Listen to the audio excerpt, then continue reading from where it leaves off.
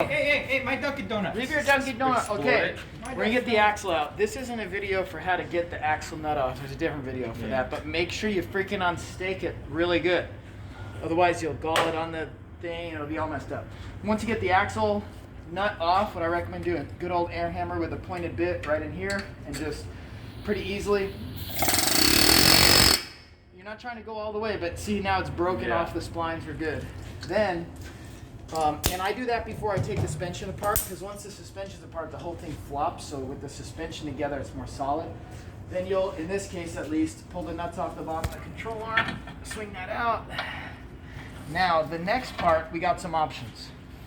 Get a good look in here. So where that axle goes into the transaxle, the differential part, if you get a pry bar back here, you can sometimes catch these little grooves and pry it out. And that way works pretty good. But it could be a pain. You're not trying to pry really hard. You're trying to like jar it loose with a sudden motion. But we also have an SST.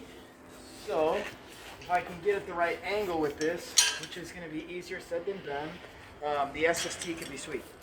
So pull this down, get the knuckle off, and then I'm going to probably just get this axle out on this end. That way we're freeing up some room.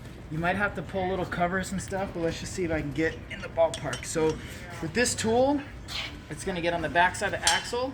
I'm gonna hold it nice and straight, and then I'm gonna slide hammer it down. That's the Toyota SST. Okay, who's got 10 millimeter? Yeah. 10 millimeter impact, yeah. There you go. See, I'm freaking ready, dude. That's why you're fired. But you didn't bring the part for the clip, that's why you're fired. Go right here. Alright. Fired and fired. Let's go, Brandon. Okay, very good. So, assuming this little handle's loose, I can sneak this baby in there. Easier said than done, I'm gonna tell you right now. As a backup plan, is my toolbox open? Yeah. Bring the big pry bar. They're right here. I got it. Yeah, pretty good. Okay, so this one may or may not work.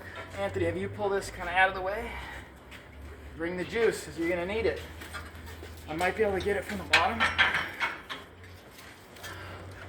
But, yeah, you know what? This one's going to suck.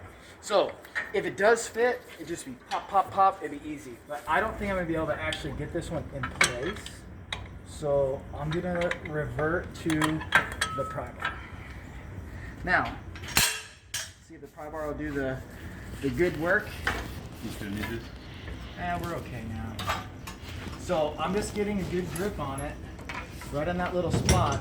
And what I'm trying to do is not pry hard, just pry like this. Like that, you got the juice or you don't have the juice. You don't have the juice, you can't do the work. So that's out. Now if I pull it out, it might leak ATF. So we could try. It might be smart to have a drain pan under there. It all depends on the exact transmission fluid level. Let's find out what it does. You got lucky. Wow, we're good. Probably because this one is a little low because we're already doing the work.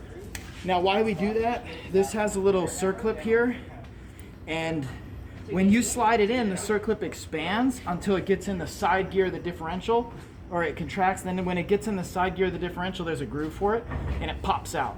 So this little clip right here is what does that. Now sometimes these clips get like kind of messed up and overexpanded, and they could be really bad to get out, really bad. Like the slide hammer would have been a totally necessity. So, well, it's out. So I guess that's the end of this video.